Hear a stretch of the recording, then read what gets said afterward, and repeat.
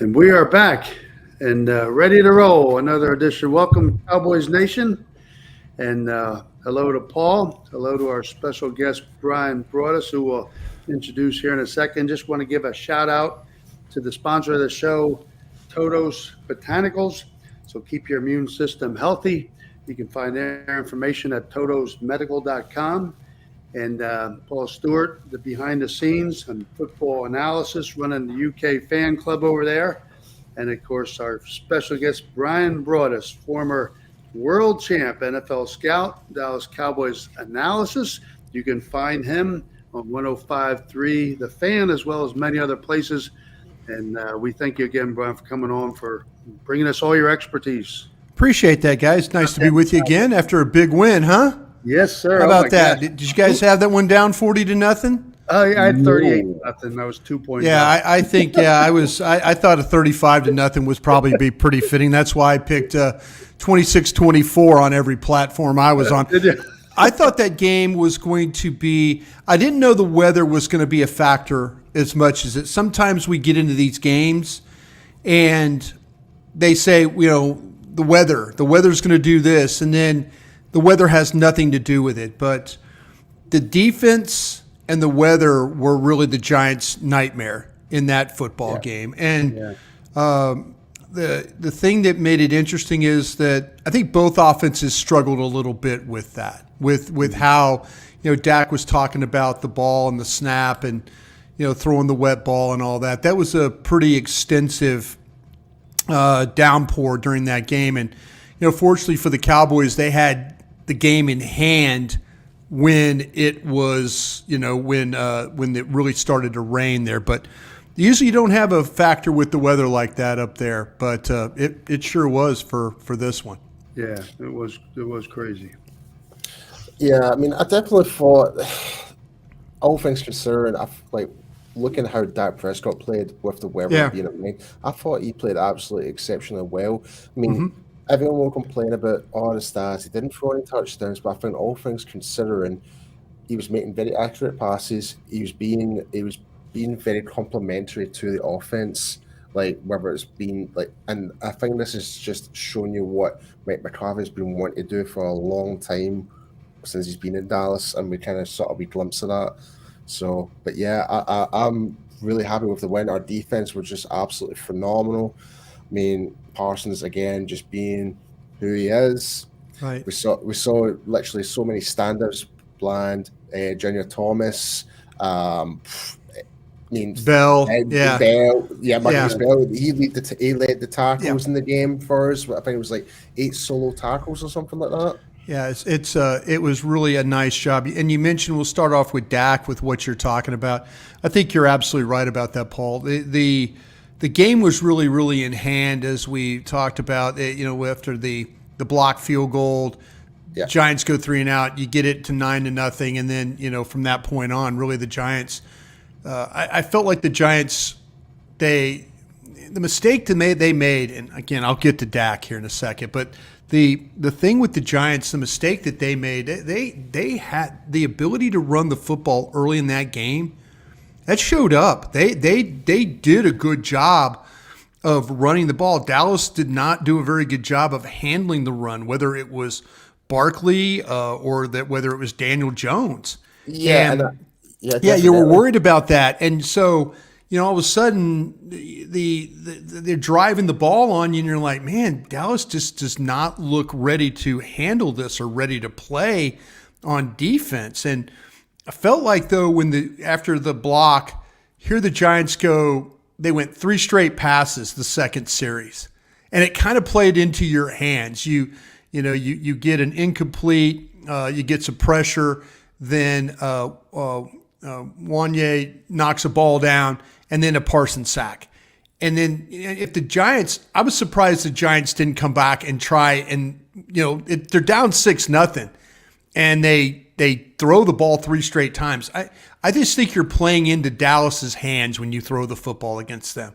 I think they've got the secondary to cover.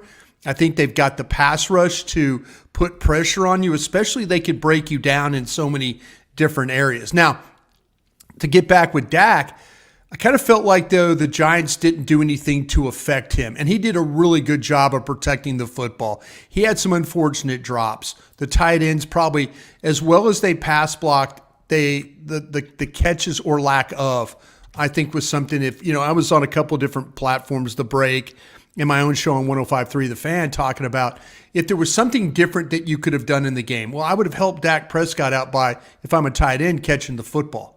That's something that I felt like that could have been a lot different. The game maybe could have been a little bit different from Dak's point of view.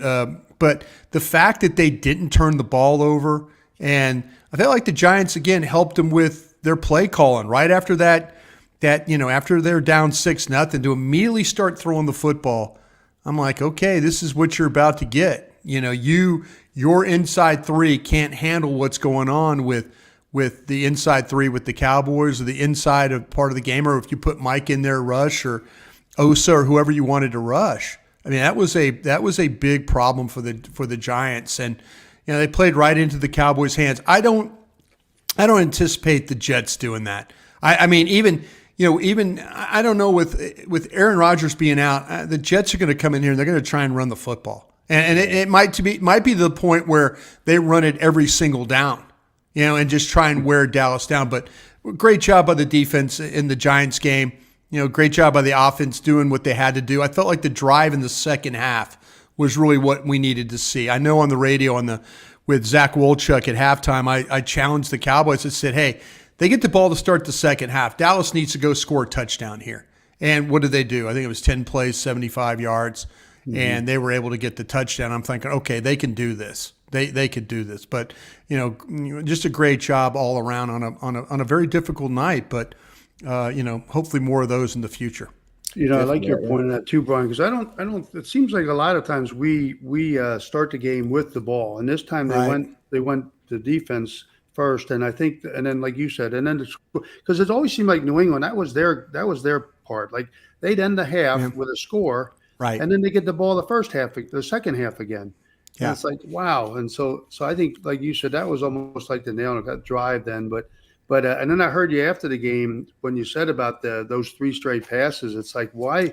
It seems like they, at the beginning of the game, you're thinking, oh my gosh, what is going on here? And then he just totally went away from that. And well, I'm glad they did. I'm glad they did, because I was honestly nervous about the way that the Giants ran the ball early in that game, and I was worried about, like, okay, is this going to be one of those games where the Giants are just going to load up, they're going to run the ball, they're going to play action, they're going to do the waggles, the boots. Daniel Jones is going to run for 8, 12 yards, when they need it on third down. Is this going to be one of those types of games? And it just got out of hand. And I was glad it got out of hand. I think the Cowboys are better equipped to handle a game like that, where it turns into, okay, you've got to now throw the football. And if you're not very good on your offensive line, you've got to block our front. And that played right into the Cowboys' hands with the way they were able to harass. They got Daniel Jones to the point where he wasn't even looking downfield. He wasn't even looking at Waller or Shepard or anybody else that he could throw the football to. His eye level went from downfield to looking at rush, to worrying about getting hit here, getting hit in the middle, getting hit off his blind side. His eye, Jalen Hyatt, and we talked about him a bunch going into this game. Vertical threat, rookie, speed, all that stuff.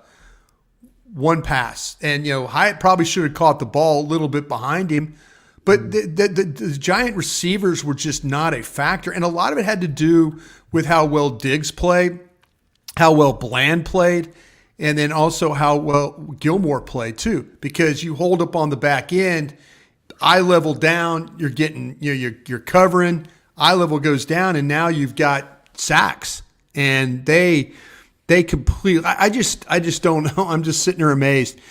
If I'm playing the Cowboys defensively, I'm sorry, I'm probably going to make this a really low-scoring game, and I'm probably just going to run the ball as much as I can. And, I mean, maybe even on 3rd and 7 or whatever, I'm still trying to run the football because I'm not going to let them sack me and, 14 yard, 10 yards, whatever, 12 yards, you lose just that kind of stuff. You Dealing know, I with this think thing. I think it was tough for Daniel Jones. I think Zach Wood. He's got.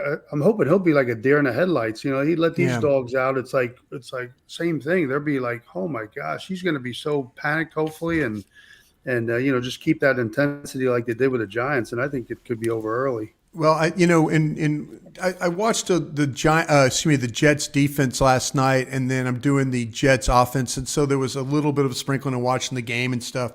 And I'm just going to try and find out who, you know, across that front line for the Giants is going to give up. They've, you know, Mekhi Becton and guys like that. They've had some guys. There's been a little bit of some problems with their offensive line. You know, that's if you listen to people that's in that area talk about them, they've had some struggles. Even with Aaron Rodgers playing quarterback, there's a lot of things that Aaron Rodgers can mask if you have a bad offensive line.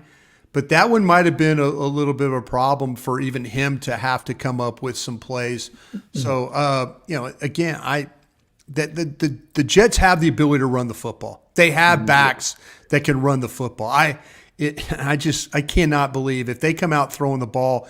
And, you know, Barry, you mentioned about the deer in the headlights. Look, they're going to get Zach Wilson hurt if they sit there and just commit to saying, okay, we got to throw the football. But it's on the Cowboys offense to make the Jets have to score along with them. You know, if the Cowboys can find a way, and the Jets have got a good defense. You know, they've got a good front. Yeah. And the secondary is a good secondary. So, but if the Cowboys find a way to block the front, score some points, make Zach Wilson have to play along with you, then they could be a long night for the Jets. Yeah. Yeah.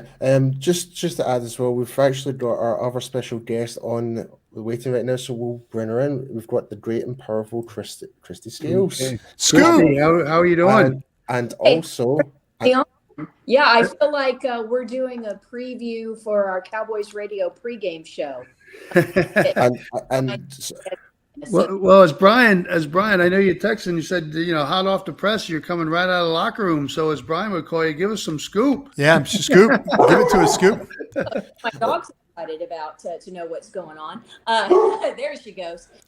So the main thing was Brandon Cooks ending up on the injury report today with a knee. He did speak with the media just about 30 minutes ago and said that he's feeling okay and hopes to be able to play on Sunday. He wasn't limping or anything like that. But what happened today, guys, it was just a walkthrough. So that started at 4:00 Central Time here in Texas. And so they didn't do a full practice today. But you still have to turn in a practice report to the league. So that's why we know about Cooks. But the main thing will be tomorrow. Is he going to be limited? Will he even be able to participate? The other thing is Mike McCarthy in his press conference this afternoon in regards to the injury situation said that Donovan Wilson, the Cowboys safety, is a little bit ahead of Tyler Smith, the left guard. Both Donovan Wilson and Tyler Smith were playing on Sunday. Neither was Jordan Lewis. But it sounds from Coach McCarthy like they're hopeful that Dono will be able to get some work in practice tomorrow. So I think good news. He did say he is ahead of Tyler. Hey, Kristi, if you could share maybe just, you know, you've been with the Cowboys a long, long time, and a lot of people have seen you running up and down the sideline. So tell us, you know, for some of the fans, what does the sideline reporter do? And you know, even you, I'm sure, have lots of pregame prep, you know, game day as well. So if you could share some of that, that'd be great. Well, sure. This is my 33rd year overall with the Dallas Cowboys Radio Network. So 1991 was my first season. The first 8 years, I was the producer and on game day up in the booth. Back then, it was Brad Sham and Dale Hansen, and then later Brad Sham and Babe Laufenberg. So this is Brad's 45th season as our play-by-play man for Cowboys Radio. This is Babe's 32nd season, so he's the rookie. I've got him by 1 year. But 1999. And so what we do with Cowboys Radio on the sideline is different from what you get from sideline reporters on TV. I can jump in whenever I want. One of my pregame deals is to interview Jerry Jones live. That's about 30 minutes before kickoff. So I can usually tell one sentence in his first sentence whether he's feeling good about the game or not. But then once we get into the game, it's generally injury reports. So I am the only media person probably in history that wants less airtime, because if you hear from me during the game, it's usually bad news. It's injury reports, but I can jump in on anything. I'll give an example from Sunday night's win in New York. As you know, the rain was coming down so hard. And late in the first quarter, Dak Prescott, he wears a visor over his eyes on his helmet. CD Lamb wears one, Tony Pollard. A lot of players wear visors. Dak's is a clear one, so is Tony's. Well, with all that rain, it was beating up on his visor, and he was having trouble seeing down the field. So there was actually a timeout called during the drive. And in the middle of the drive, during that timeout, the equipment manager, it's Dylan Keene, he's one of the equipment guys, he came and removed the visor from the helmet. And so sometimes it's weather related, sometimes it's guys change into different cleats. Last year with Brett Maher, with those 4 misses of the extra points in the playoff game, they were running out of K-balls. And so there was a major crisis on the sideline as they were discussing what's going to happen if we run out of kicking balls, because the balls used for special teams, the footballs, are different than what's used on offense. So you never know. That's what I enjoy about my job, is there's going to be something that comes up in a game that's never come up before. And so it's a lot of fun to, with the years of experience, be able to spot that thing and then share it with our radio listeners so that we have something that is different that the people that are just watching on TV would never know. I'll tell you a story real quick. I was broadcasting with Brad and Kristi in Seattle the night that Tony Romo got hurt. And you talk about having a sideline reporter that's a veteran like Kristi is worth its weight in gold, because Brad and I would call the play and then send it back down to Kristi, and she would say something. Then Brad and I would call the play, send it back down to Kristi. We were going back and forth, trying to kind of figure out how bad Tony's back was in that Seattle game. And it was really difficult, but when you have somebody that has the experience and then the ability to go up and talk to the right people like Kristi does, it makes your job in the booth so much easier. And I do, the pre and post game show, well, really the pregame shows with Kristi, and there's a reason why I call her Scoop. She gets more information before the game of like lineup changes, how they're going to play the players, some scheme ideas. I mean, there's all kinds of things that through all her experience that she's built such a relationship with people on that sideline. They tell her things they probably wouldn't tell the rest of us during a broadcast. And it's just invaluable for the job that she does. And I just always appreciate the when I see sideline reporters, I just think, no, you guys have somebody that's not as good as the person I have. I got the best one in the league right here. Well, you're very kind. Thank you for those kind words. And thank you for saying experience instead of age. That makes me feel. I'm older too, though, Kristi. That's what I'm saying. I've been in the league a long time with you. Yeah. But, we've grown up together. Like I mentioned, like Dylan or, Doug and Mike, the equipment guys. I mean, we've known each other for over 30 years, right? And so know that, you're not talking to doctors during the game. Right. What's a Liz Frank sprain? You can get some information, but that's part of being, around the team for so long and being out there every day at training camp and also establishing relationships with coaches. And so you can get things, yes, that a national reporter who just comes in for, and they might even have 3 or 4 Cowboys games a year, but they're not there during the week. And so I do kind of have the home field advantage, so to speak, and try and use it for our radio listeners. Yeah, that's awesome. Is there anything you can share, Kristi? Maybe one of your, without mentioning names, probably at least, but any crazy thought or story of an experience over the years that might be pretty crazy and Oh God. I'm sure you have tons of them, but I don't know. Kristi, did you ever have anything? Did somebody have some stuff catch on fire on the sidelines one time?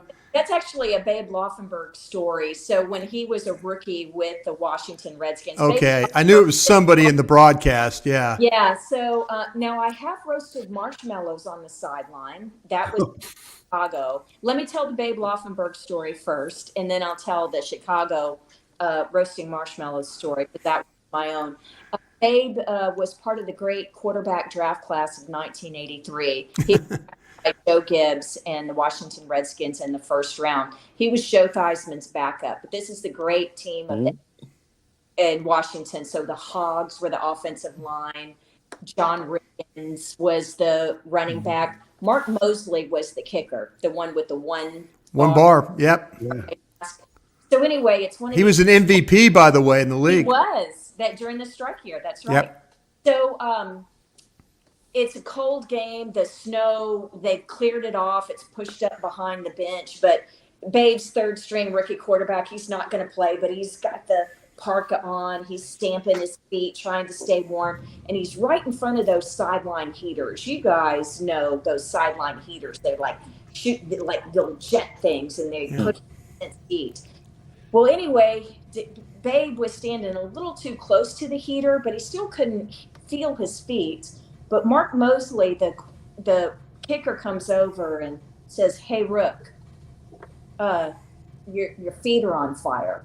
And Babe looks down, and in fact, his cleats are ablaze. Yeah. Because they caught on fire from that heater. So Babe runs behind the bench and literally jumps into the snowbank with the steam and the heat and the fire. So luckily, there was still snow. But my story with those sideline jet heaters, we had that Thursday night football game. Oh, God. Was 8 or 9 years ago, Brian? Yeah, it was. Yeah. And I lived in Green Bay for 5 years, and that's the coldest I've ever been in a football game. It was coldest I've ever been. I think that officially the temperature was like 8 or 9 degrees, but the wind chill was -7. Right. I take the early bus with the players in the stadium, so we get there 3 hours early. We can't even get on the field because covering it. And you know it's going to be a long night when the snow plows are still clearing things 3 hours before. But I still have to do my pregame reports. Here's the situation. This is the weather, blah, blah, blah. And I know it's just going to be me and as the idiot who has to be out there and the security guards, and that's it. Well, I've seen these sideline heaters, and the guys warm their hands around them, right? Keep them warm. And I've always thought, this looks like a campfire. I wonder if you could roast marshmallows. So I took a big old bag of the jumbo-sized marshmallows, and then I took a wire coat hanger, and for a couple hours, it was about 2 hours before the game, and I'm the only idiot out there with the security guards. And by golly, the answer is yes, you can roast a marshmallow on an NFL sideline. And I will let should I let Paul take a guess? Paul, how long do you think it would take in front of one of those jets to roast? For an industrial heater, I would imagine in seconds. Yes, I don't have this in the Book of World Records. I don't know this, but my fastest time was 7 seconds. Wow. And you say, how can you get away with doing this on an NFL sideline? Well, here's the secret. And this, ladies, this works for men. If it's anything, any situation, anywhere, let them eat the marshmallows or whatever it is. And so, so they actually were taking bets on how fast we could do the next one. So that's how it worked. Those things didn't taste like jet fuel, did they? Those marshmallows? I gave them all away. Oh, there you go. Smart thing. The thing that I'm most amazed about the story is like the fact was that a clothes hanger you brought in? Like, yeah. How did you get that through security, like with metal detectors and stuff like that? Like, well, we when you fly on the team charter, yes, you do still have to go through the security. Ever since 9/11, we still have to go through things. But I actually packed it in my suitcase, so it wasn't subject to the same kind of things. Yeah, there's all sorts of little funs, like the team plane. it's an American Airlines plane and American Airlines pilot and staff and everything. I think a lot of people would think it's hilarious that one thing that we have on the plane are milk and cookies. We do. In the galley, they bake cookies. Mm-hmm. And so towards the end of the plane ride, the flight attendants will come down the aisle serving cookies, and then you can either have white or chocolate milk. So anyway, and a lot of the guys actually dunk. I think Whitney was the guys who would dunk this. Kristi, speaking about that, my daughter said to say hi. She's a flight attendant. She did a couple charters. She flew with us. She always said you were so nice. And, that's I think she flew with us to Arizona one time. I think she was on the Arizona trip with us at one time. Yeah, she said she went to dinner one night with you all hanging around, you and Dave and some of the, so yeah. That's awesome. Wow, they take great care of us. Yeah. She said a lot of things changed around now. I think they changed the system. She's probably not as good, but who knows? Yeah, they have to bid on it now, so you have to for the flight attendants. So it's usually more veteran flight attendants who have a lot of years that put in. Yeah, Kristi, we didn't tell them about the time we took Atlas Airlines to Hawaii, though, right? Oh my gosh, yeah. We flew the Atlas Airlines. Matter of fact, they flew Barcelona's team before they came and got us in Los Angeles to take us to Hawaii. And then American Airlines didn't want to hear about our trip on Atlas Airlines because Atlas has all first-class seats throughout their plane. And so we got off that plane and we were all thinking, wow, I wonder if Jerry's going to get Atlas Airlines as our team plane here, But hey, American's been great forever. American Airlines has been great. They really have. I can second that because that's primarily who I tend to fly off coming from the UK over to Texas, and it's British Airways under American Airlines. But sure. I have no problems with it at all. Staff are amazing, and me and Mike, that's who we're flying over this time with as well. May I tell a British story real quick? Yeah, that would be great. Yeah. Okay, so 3 years ago, Queen was the band performing at American Airlines Center, and so as a surprise, and the crowd just went absolutely nuts. But the Dallas Cowboy cheerleaders performed. They came out to the song "Fat Bottom Girls" and. Wild because we kept it a secret. We didn't let anybody know that this was going to happen. I do a lot of work with the cheerleaders. I've been a judge for auditions for like 22 or 23 years. But anyway, I got invited to go to the concert, and we went about 4 hours early for not just a sound check, but a walkthrough for the cheerleaders, for the staging and to get the setting and all that done. So Brian May is up there. And I'm talking with him while the girls are going through some of their setup and explaining it's American Sweethearts and the Cowboys are America's team and they're the most popular and in the United States and things like that. And so then he goes up and then with the drummer, he's out there and we're talking while Brian's up with the cheerleaders. And I'm kind of saying the same thing. And I'm like, yeah, we had a game in London. And he says, the Cowboys came to London? And I'm like, yeah, it was great. I went to an Arsenal game and went to see Fulham. And we took the day before the game and went up to, took the train to Manchester and went to Man U, our Cowboys radio crew. And he says, I'm a Chelsea man myself. So anyway. Yeah. No one likes Chelsea. I'm sorry, but anyway, so Queen is coming back. They're on tour again, as you know, and so they're going to be in Dallas in I think November or early December. But I don't know if the cheerleaders are going to be part of it. But it was the first time that the band had asked or allowed, not just a cheerleading squad, but basically almost a dance troupe to come up and perform with them. And so it's just a really great memory. One of my favorite things, if you say what are your great memories and stories, most of the time it does not involve something that actually happened on the field. It's when we played in Japan and we went the night before the game to a ball game. And, so it's stories like that, or roasting marshmallows. It has. Yeah. Kristi, the London trip was probably one of our favorite trips, right? I mean, when to me, I will never get over how well we were treated and taken into by everybody over there.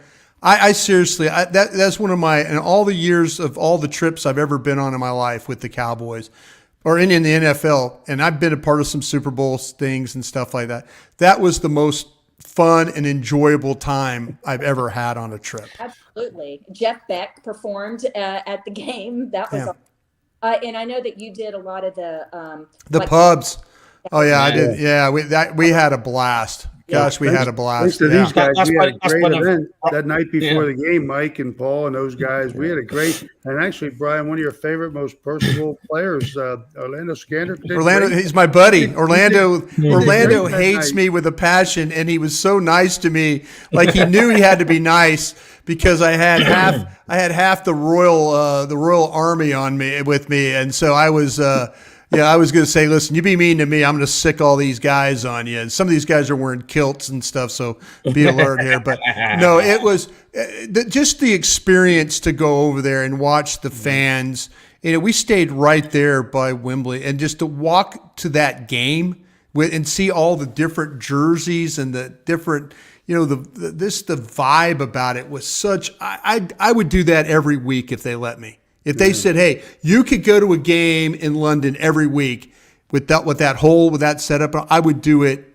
I would fly back and forth. But that was one of the best experiences I've ever had in my life. See, this is what me, Mike, and everyone here in the UK keeps saying about, like I said, the Dallas Cowboys in particular, because one thing we notice is how many people travel from the US as fans over to the game as well. Yeah. So And we've met so many friends over the years. And if there's one saying we always keep saying, it's not just America's team, it is the world's team. It's the world's team, yeah. It really is. And although it's London, like what was crazy is the amount of people you meet from, obviously the States, but you'll meet people from like Holland, Germany, Italy, France. And you're just like, wow. I'll tell you what. I share a story on just being a worldwide team. There's a fan club in Brazil, so it's but of course in Brazil they speak Portuguese, not Spanish. I don't speak Portuguese, but I'm pretty good with Spanish and romantic languages, so know a little bit of the Italian as well. I can read a little bit of Portuguese, but can't, the sound is so different, I can't get that. But I know that they stream or somehow get our radio broadcast because it pops up. Yeah. What they'll do is they'll take my sideline reports, especially injury related, and they'll say it. And they're nice enough. They'll credit me, per Cowboy. But I read it, but it's exactly what I said, but it's in Portuguese. Yeah.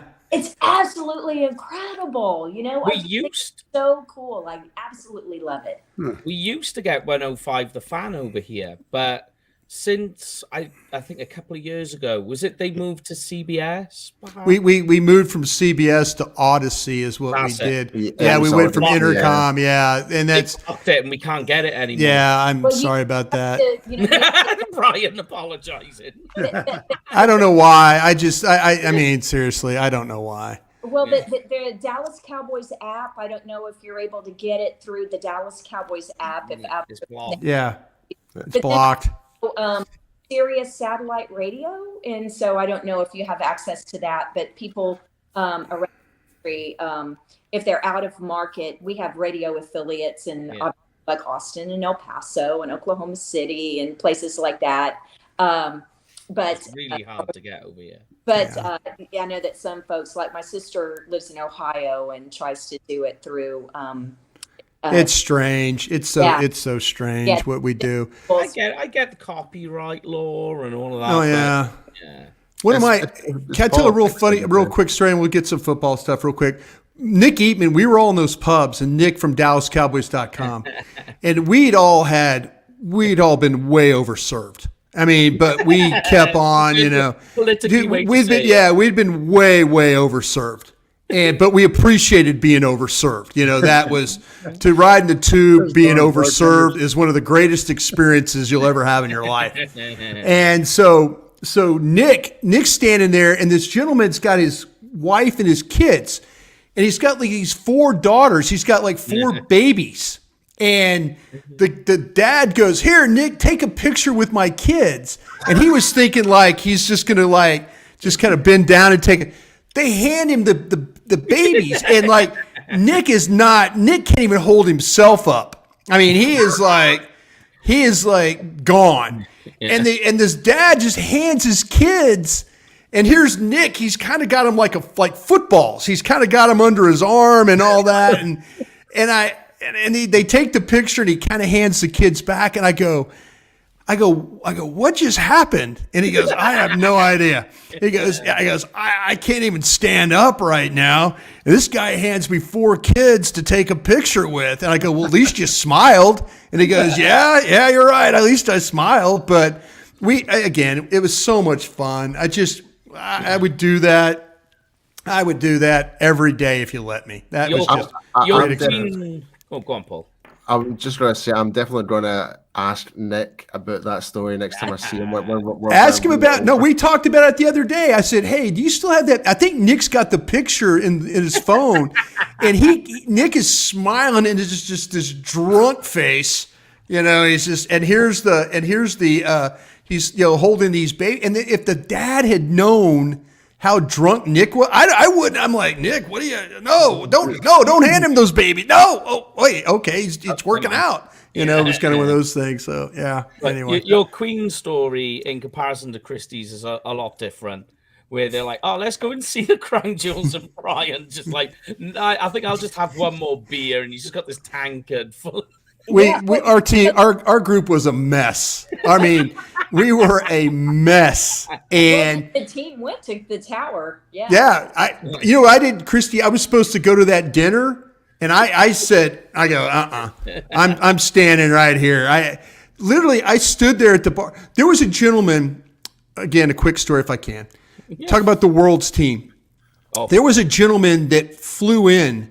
And like I'm at the bar, and I'm trying to order a pint there, and this gentleman goes, "Hey, could I please buy you one? Could I please buy you a pint?" And I said, "Oh no, you don't have to. It's very nice, but you don't have to." He goes, "No." He goes, "I flew from Saudi Arabia to come to this show today." And what he did was he worked in the field. He was an oil executive, but he works in the field there in Saudi Arabia. And he convinced the owner of the company to give him his plane so he could fly in. He came to the show. He watched the show. He and I had like 3 pints just standing there talking. I'm like, "Listen, let me buy you drinks. You came all the way from Saudi Arabia to be here." He's like, "Well, man." So we just talked football through 3 pints.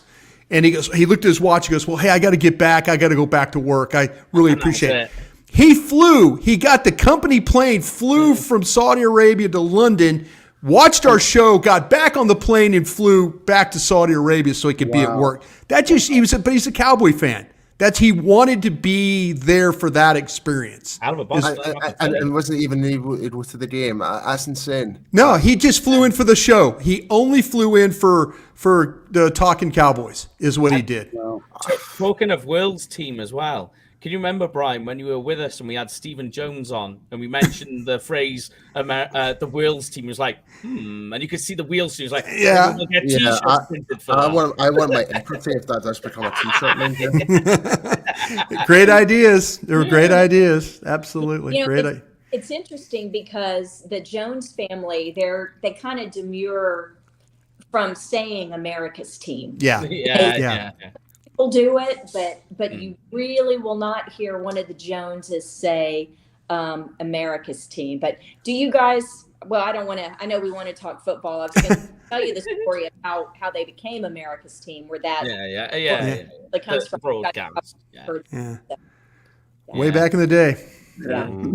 Yeah, it was actually NFL Films, not the Dallas Cowboys. That's it. True. Yeah. Yep.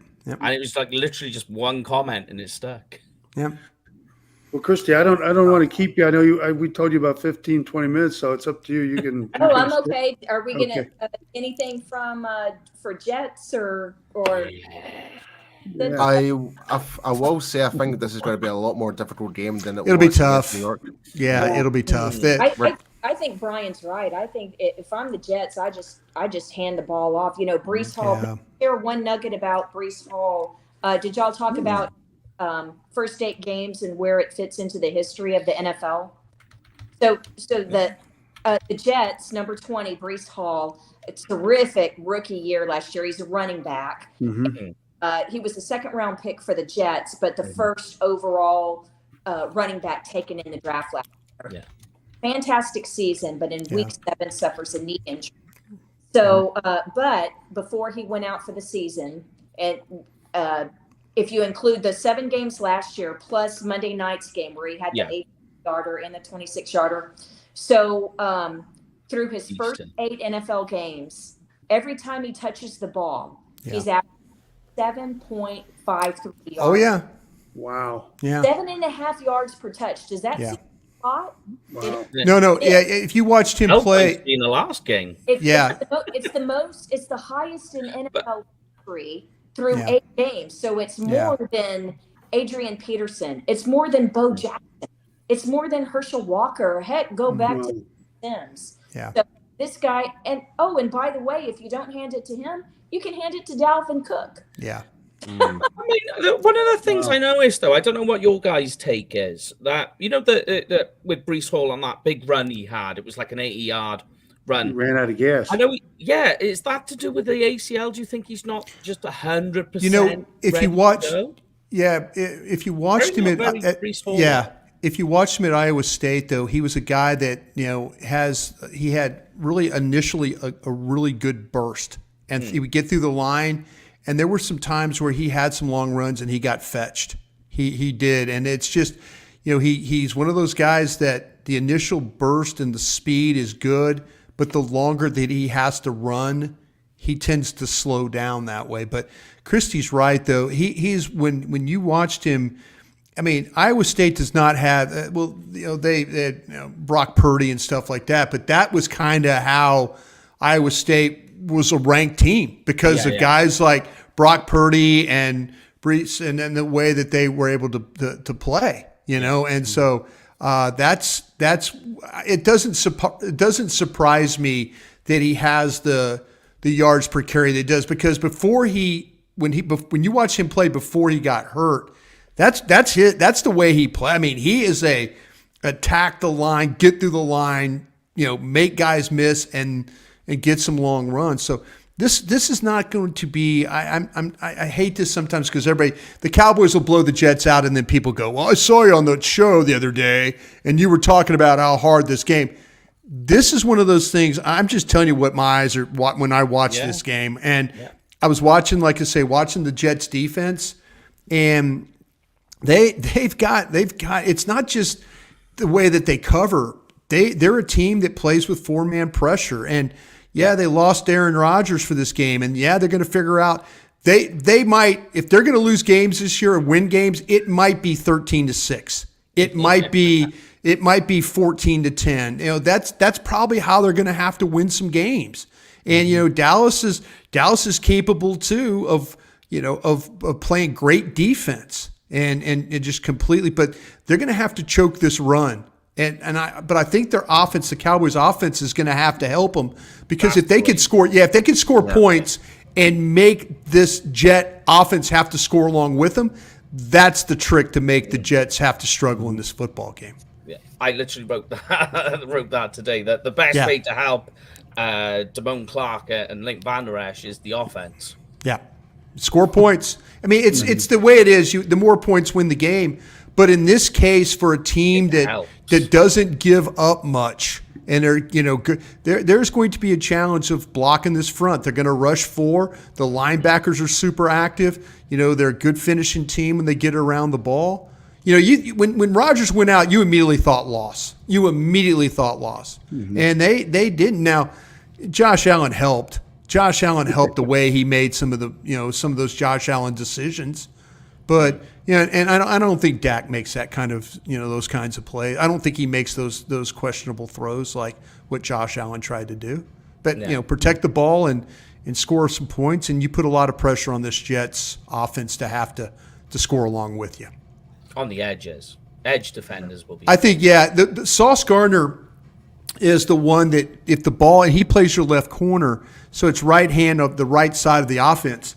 So to me, when you start to talk about how would you attack the Jets, I'm clearly looking at the right side here. I'm looking, how do you find a way to make sure that you're running the ball if you could get it on the edge to Sauce Gardner's side?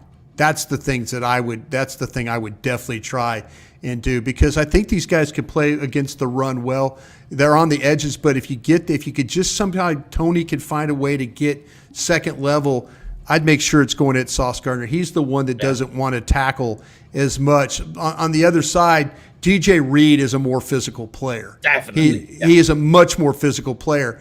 And so, the linebackers, with Quincy Williams and CJ Mosley, those guys can run to the football. They're going to play downhill. But if you could get past that second level and then make Sauce have to play in this game a little bit, it'll be tough for him. It really, really will be.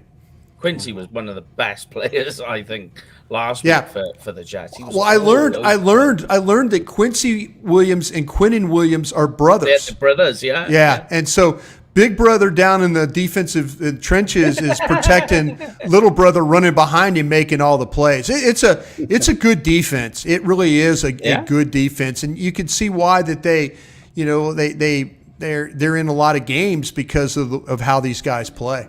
And you were talking about the right, Brian. I checked on something. That Terrence Steele and Zach Martin duo, along with the tight ends, are really doing well on the run blocking. Last week, 4.6 yards per carry when they run to the right.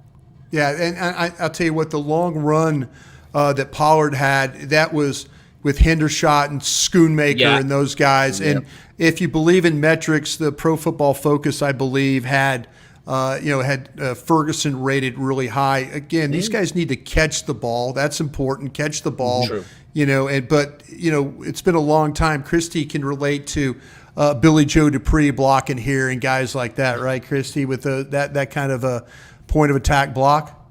Billy Joe Dupree? Yeah. Oh, my God. Yeah. Well, even, Jay Novacek was not a big guy. And he got in your way type of a player, blocker, but all you have was he was good at shielding and getting in the way. Right. The other thing is there was the downfield blocking, like with Michael Gallup, and so some of those longer runs, it's because when they get to the second level, tight ends, the wide receivers have helped with that. So I want to say one thing about the blocking. I think that Chuma Edoga, who started, he did play well. Yeah, surprising. And so it sounds like Tyler Smith. McCarthy said today Donovan Wilson is ahead of Tyler Smith in terms of maybe getting back. So that is obviously still bothering Tyler. But Edoga had only played guard twice last year for Atlanta. But here's the thing. If anybody knows what it's like to go against Quinnen Williams and these Jets linemen, it's Edoga, because he started his career, was a third-round pick of the Jets and played there. So he's practiced against these guys. So same wavelength there, Kristi. Yeah, he'll thinking the same thing. Yeah, and the other thing is when you're running right, like you say, those combo blocks with Terrence and Zach, still the play, usually a lot of the tackles come from the backside. Yeah. Right. You got to think about that too. So I think that the good thing about this line, and we saw Tyron Smith on that zone run on the Tony Pollard one. I'm sorry, the Monte Turpin touchdown. Excuse me. We saw him out there, but I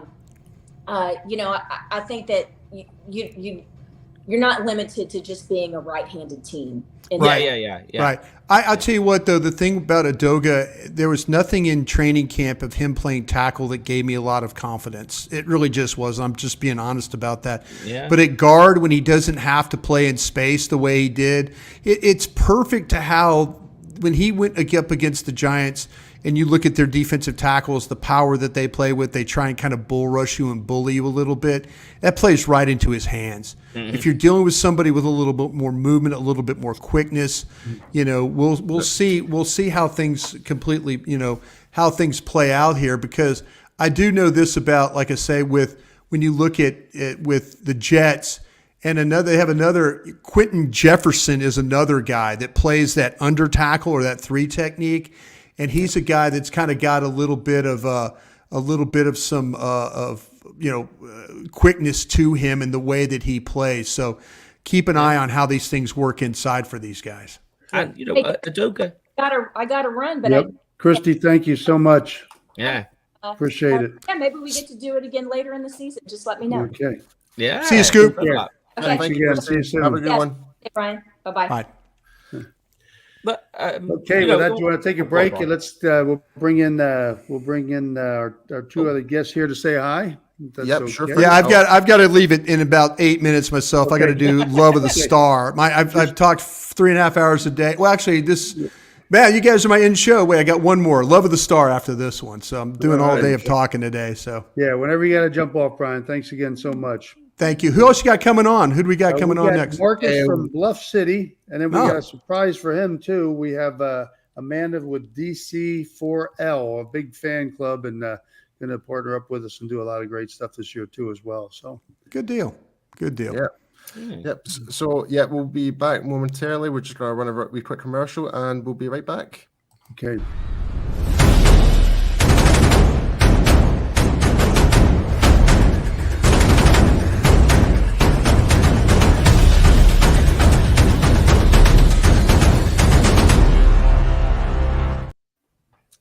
And we're back. And there we go. There we go. Yeah. Well, Marcus got a little surprise for you here. We added someone on tonight to come say hi and surprise you. So we didn't want to tell you that. So Marcus Jones from Bluff City Cowboy and Amanda Foster from DC4L, the co-owner and founder of that club as well. So what Howdy, questions do you have? Do you have anything for Bryan Broaddus? You know, he knows a little bit about football, and I know you guys know a little bit about the Cowboys too. So, Oh, well, Brian stuff gets shared all the time into our group. So there's not much that doesn't come in that Brian hasn't said.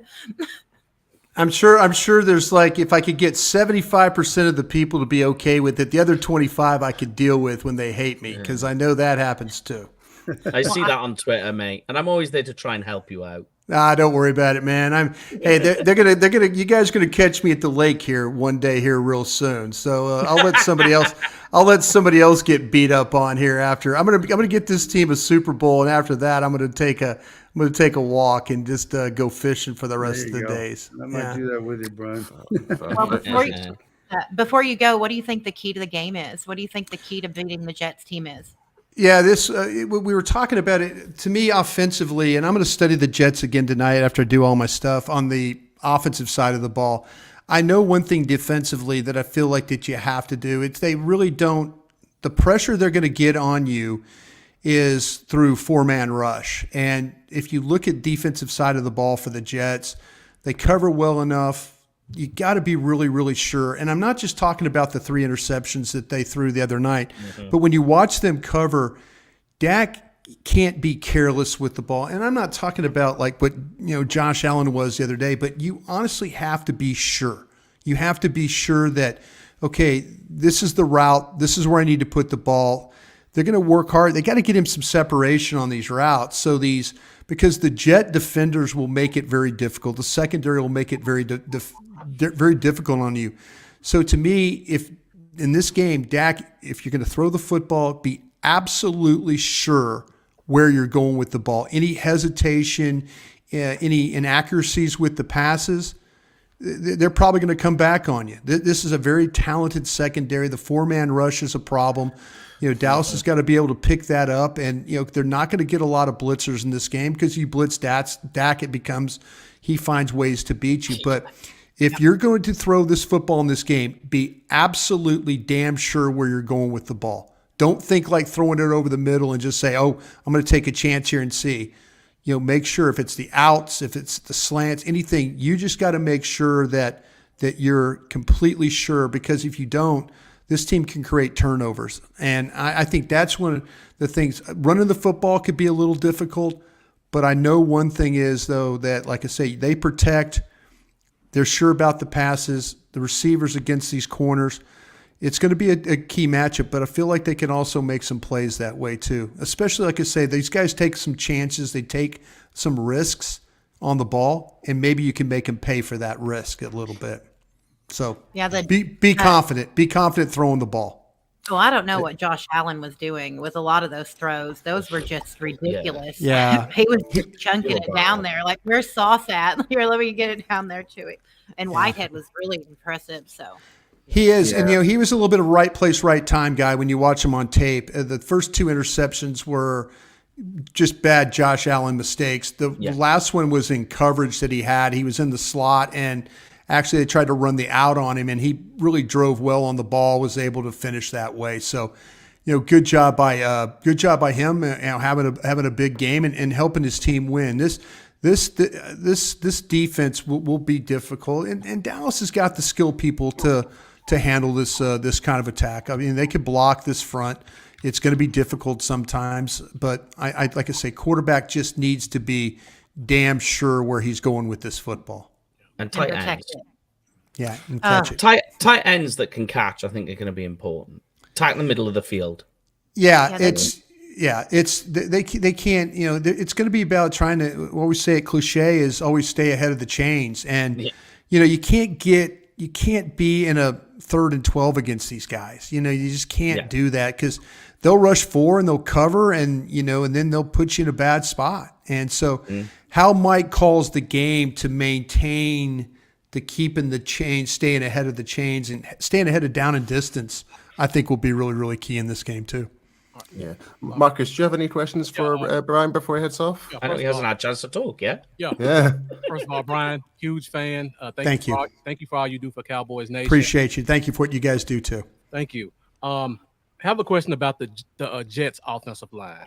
So I know last week we saw them kind of pick on Evan Neal on that right side. Right. Looking at the Jets offensive line, at their tackles, you got 2 guys in Mekhi Becton and Dwayne Brown. Mm-hmm. Both of them coming off injuries. Right. One of them's my age, and the other one is just, I hate to use the word bust, but it's not looking good for his career. He's lumbering. Yeah. So which tackle do you think that the defensive line kind of singles out this week? Ooh. Well, I'll tell you what, to me, I'm going to watch the Jets offense tonight. So I'll have a better plan when I go on Cowboys break tomorrow that I'll be able to, because I'm supposed to break down. So I do one defense the one night and then offense the next. But just from what I would think, I think Dwayne Brown is the one you want to attack here. I think the thing they both struggle with movement. Now, what speed. I could see, what I could see the Jets doing is they get in 12 and 13 personnel is what they'll do. I mean, they're going to make how Dan Quinn moves Micah around. The one thing that they were able to do in the game the other night is Micah was able to rush and away, but he also put Osa Odighizuwa next to him. So if you get penetration or there's multiple blockers on Micah, then that frees somebody to get home. Don't waste a Micah Parsons rush by putting somebody next to him that's not going to get home. Now, the other ones did a great job of doing that. I think Osa right now, if you look at the way he plays, him and Micah together present a lot of problems. I thought that in that game the other night, I thought Tank was going to have a big day playing as the 3 technique or the under tackle in this game because the Giants were bad inside.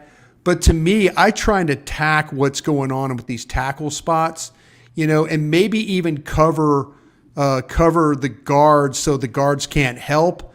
But you're probably going to get tight ends. They're probably going to keep tight ends in. They're probably going to make Micah and these Cowboys edges rush a little wider by putting a man to the outside of the tackle. They're going to create more width to their offensive line, which then that means that Zach Wilson's going to try and get rid of the ball a lot quicker. So I could see them doing something with spacing to try and stop this Cowboys pass rush.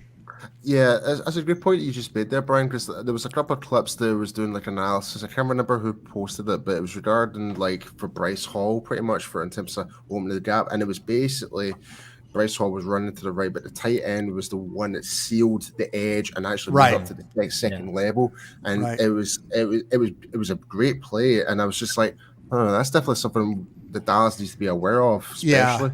They've got to find a way. Like if you get, and they might go with 12 personnel and put tight ends on each end of the line, and then again that creates that's the width of one more man that these guys have to rush.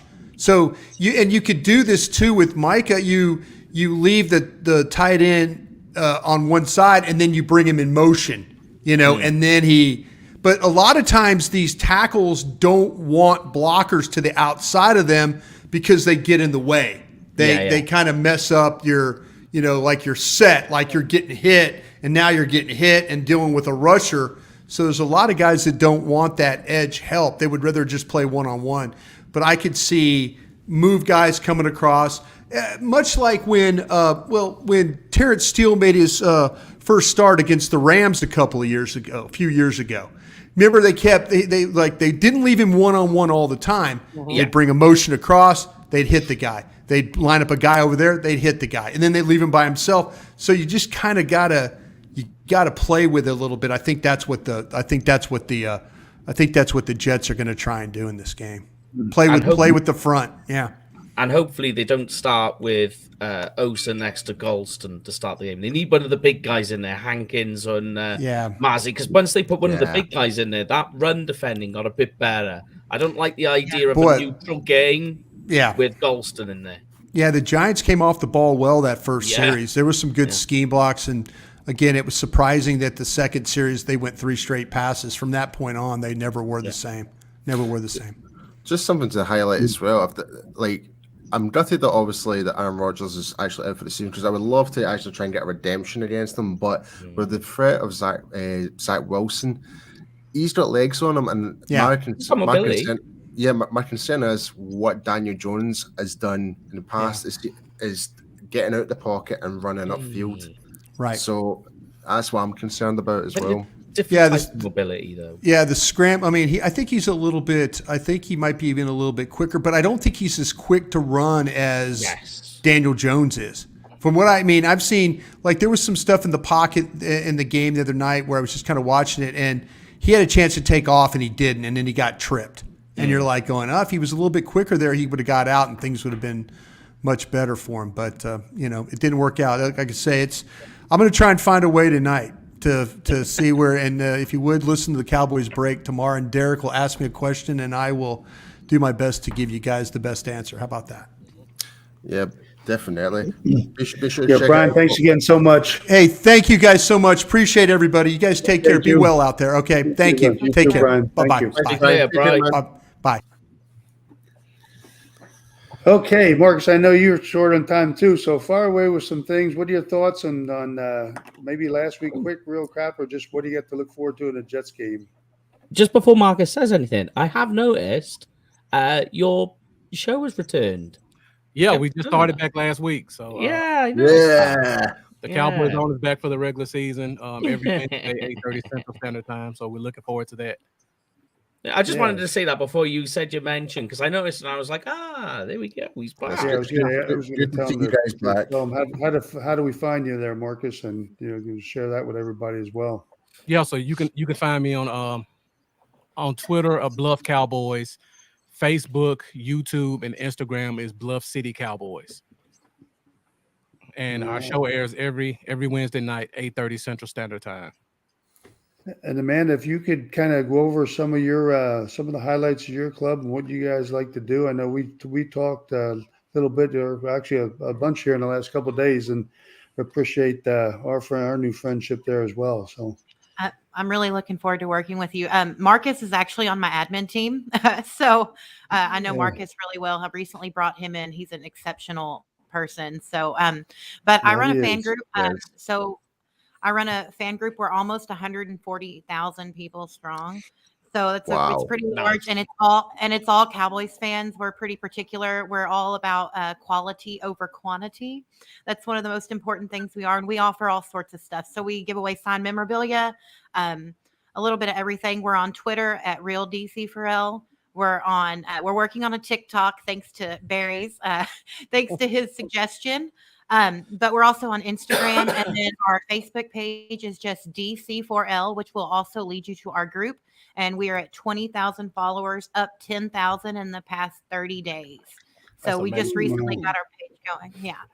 And we're also on Patreon if you want to take a risk, and it's not even a risk. Everybody eventually wins, but it's $5.99 a month, and there's signed photos, signed jerseys, signed helmets. I've got some of the stuff I have behind me.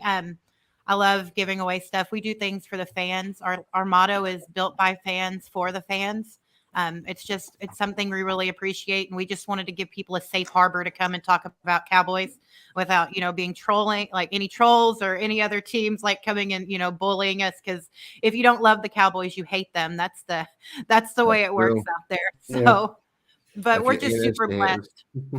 And we really, really love what we do. And we have some amazing members that are super knowledgeable. So we just do what we do for them. Yeah, awesome. Well, we hope to get a bunch of that TikTok video stuff for you this weekend. Yes, I'm excited to be there. So I've got a couple of questions. So what is the most exciting thing you're looking forward to for this game against the New York Jets? We'll start off with yourself, Amanda. Then we'll okay, sure. So I'm actually really looking forward to seeing Dak Prescott come alive. Because I know he has the capability and the ability to do it. I really want to think that the reason the offense was the way it was, because when you get out to a lead like that, one thing that Mike did that Kellen didn't was protect the ball. He wasn't airing it out. I considered Kellen a showboat. That's something I've said the entire time. He was a showboat. He wanted to run the score up and light the scoreboard, but he was terrible, in the red zone and excellent between the 20s. That was the way everyone always puts it.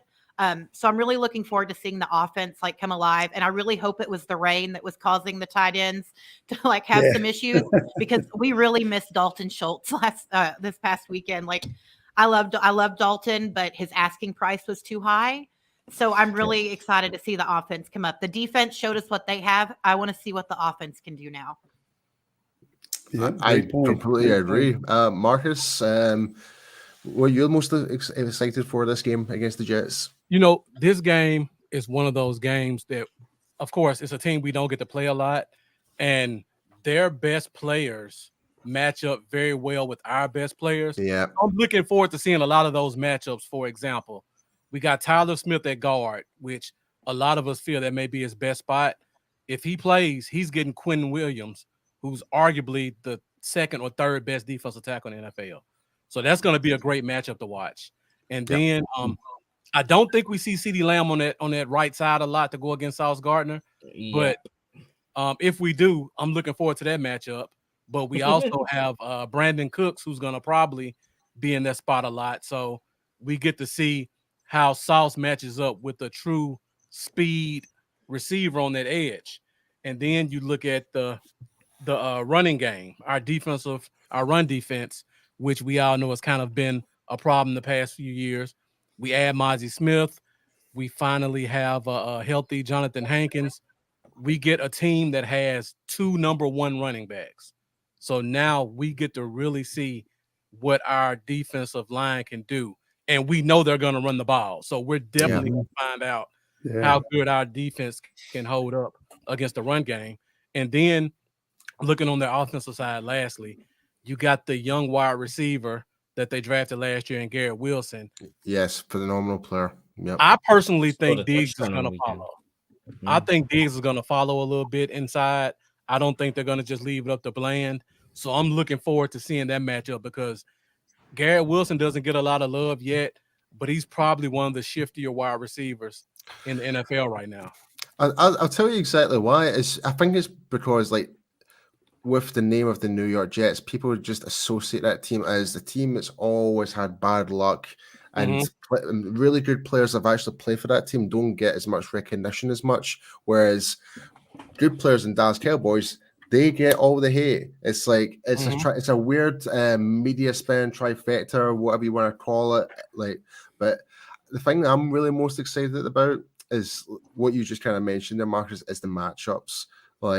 I'm also really want to see how much our running game is going to impact this type of forefront defense? Because we played against the free front against the Giants. Yeah. How are we going to go up against a really more stronger hold in this Giants defensive front? Yeah. Giants. Jets, sorry. Ugh. Still in New York. New York. And I'll say this. Their tackles are both struggling. The interior of their line is pretty good. It's the reverse of the Giants. Exactly. Yeah, it really is. They have a pretty good interior defensive line with Alex Vera-Tucker and what's the center's name? I hate when I go live. Connor McGovern. Connor McGovern, and then you got Laken Tomlinson. Yeah, a very physical guard that they got from the Niners a couple years ago, which I wish we would have gotten because he's so great in the run game. So they got some spots that they can run inside, and they got some big boys inside who can make those blocks. It's going to be a tough test. Yeah. Mike, do you have any questions? Okay, here's one for you. All right. How did you guys feel? Because I'm actually feeling positive, even though he missed his first kick. How do you feel, guys, about Brandon Aubrey? Yeah, go on, Amanda. You go first. Ladies first. I really wanted to go after a veteran kicker. I know that, but Jerry doesn't seem to for some reason, Jerry doesn't want to spend money in that department. So we go and find someone that, is really a no-namer. He did okay, I think, for being in the rain. He fared pretty well. That first kick when he missed that extra point, he missed the extra point there after the punt block. I almost fell out of my chair and said, "Oh no, not again! Yeah, please, not again!" Because it was like, it was terrible. But that's exactly what I thought. So I'm hoping that he'll do better. But so far, he was okay. I'm not sold on him just yet because I think there were too many players we could have gotten. So. Yeah. Marcus? I mean, I agree 100%. When he missed that extra point, I was like, "Oh crap!" Heart sunk. Yeah. Right. So I'm going to throw a wee different take on this, and Mike raised this with me the other night here. So bear in mind, it was a special teams touchdown. Block 6. Yep. The time and preparation for him to come onto the field, not expecting to get warmed up. It was so early in the game. Like to even anticipate to be kicking so early on. So I think mentally he was not at the right place for doing that. Like, I'm not trying to make excuses for him. He still should have made the kick, but we're also was like you kind of mentioned the rain factor. So I think all that concern with that one, I was like, okay, I'll let that one slide. But after that, he kept nailing it. So I think in perspective, after looking back, I'm just got his stats just now. Like the one for me is like the positive way to look at it is he missed the first kick. He was unprepared and he missed it. But then he had the mental fortitude to then spend the rest of the game. Yes. I don't mind if you miss and you miss early. How do you then come back from that? How do you repair yourself? Yeah, because when you compare it to postseason Brett Maher. Yes. Oh, I was about to say that. Regular season Maher was fine, but when it came to postseason Brett Maher, who cannot deal with the stress, the environment, and stuff like that, completely different scenario. Yeah, it's all up here. Just reading out his stats for Brandon Aubrey. So he was 2 for 2 for his field goals.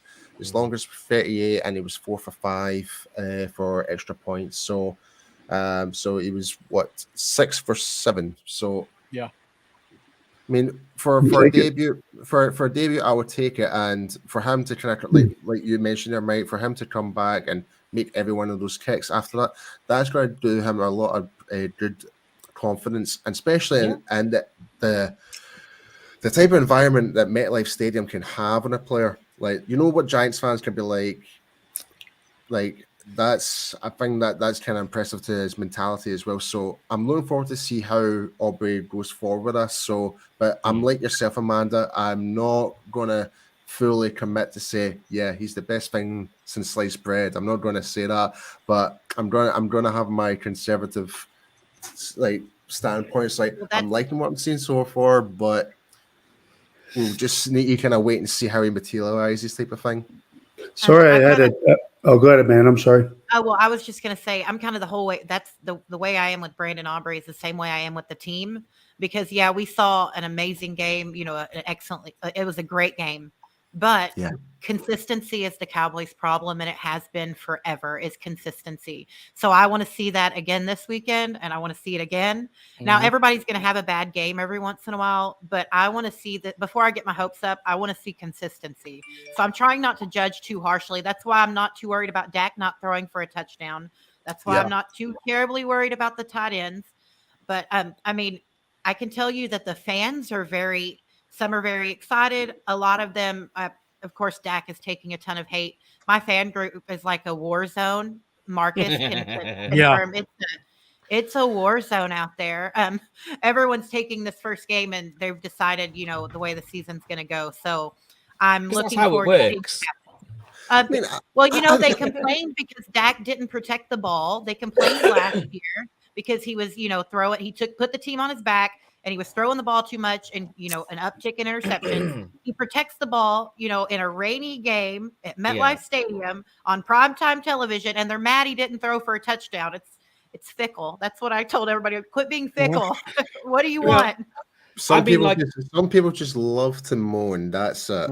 I said, somebody said it to me, and I went, well, if we're just judging one game on what people do, theoretically, then the Cowboys this season are going to score 690 points and not allow a single point. Yeah, because that's what we're doing. Wow. That's what we're saying. Yeah. Yeah. And let me say this, because this is the thing that bothers me about that. Go on, Marcus. Amanda, yes. You brought it up. It was a rainy game, right? Now, on top of that, the team is up 13-0 before the offense touches the field. Correct. Now, everybody on the panel knows, and the Giants know, when you get in those situations, you got a big lead and it's raining, you're gonna run the ball, throw short passes, and you're going to take shots on third down if you have to pass. If you need to, Everybody knew that, and the offense still scored 27 points. What is there to complain about? That is even more dominant than if it was a close game. Now everybody knows what you're going to do. and the best thing about it, though, Marcus, is like Mike McCarthy was playing complementary football. He was playing to the strengths, like based on the atmosphere, the weather, everything. He took everything, but he was not willing to take those major risks. Like, what is the point of Dak throwing a deep ball in the rain like that and getting picked off? Like, and that's the thing with not just our own fans who have been complaining, oh, he didn't throw a touchdown. It's other fans. It's like, but Dak only threw like 108 yards. 41, was it 141, right? 140. Something. People are throwing 40-yard bombs like Josh Allen. You see what happens when you do that, right? When you're up 10. And did you see what is it? Scott, I can't pronounce his name to save my life. Schottenmeier, is that how is the OC? Did you see what he said? He said, we were up. Why would I open the playbook? He said, why would I? Like, it's amazing. Like, we finally have competency in the coaches. It's like, why show your hand, pretty much? Like, the Jets don't know anything. Yeah, the Jets have no clue. And you kind of seen that he did. And here's the thing. The throws they asked Dak to make in that limited part, he made. He did it. He delivered the ball accurately. There was even times like with the Hendershot throw where it skips off his hand. Ferguson on that run to the left, and it was more of a sort of a pitch toss, almost extended pitch. That was dropped. But then you see them shade it down again because they got a limit to what they were doing, and you've seen that was the Turpin touchdown where it's practically a pass but just like at a shorter way of what they were doing, and then the offensive line really did the rest with Turpin on that drive or play. But that's what you were seeing, and it's completely correct, and you've got to let game script and conditions lead the way. Hey, Mike, I want to ask you about a stat, but before I do, I want to segue into this guy for that stat. But sorry I had to jump off there for a quick second. Amanda liked this, but I just got Deron Bland confirmed for Saturday. Nice. So very nice. So we got that. So we will have him, Rico Dowdle, and Tyler Smith for this Saturday.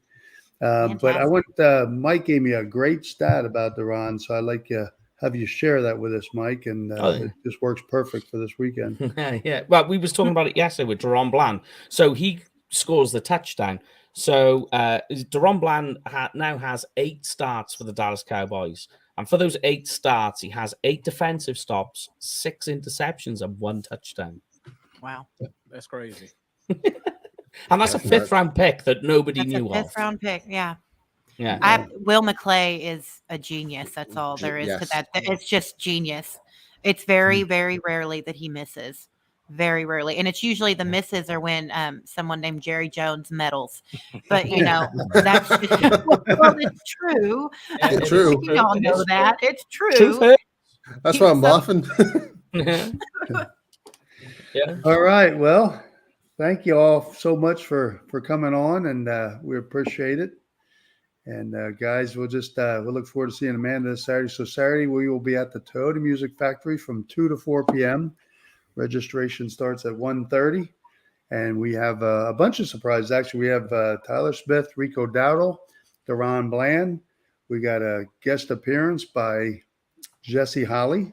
Nice. And then we also will have. I'm going to take him some cherry juice, Paul.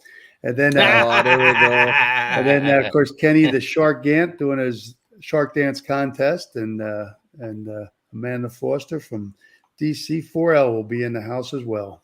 Yay. The best guest of all. Marcus, thanks so much again, and congratulations on you're doing some big things here with Amanda. So we're looking forward to all that as well. Paul and Mike, as always, your expertise. Thank you so much for your support. And you guys got to get to bed. It's 1 o'clock in the morning there now? It's 20 past 1 in the morning. Oh my. Yeah. Mate, we live on Central Time when the football season starts. Turn out the lights. Yeah. All right. Thank you all so much. Have an awesome rest of the week. All right. Night.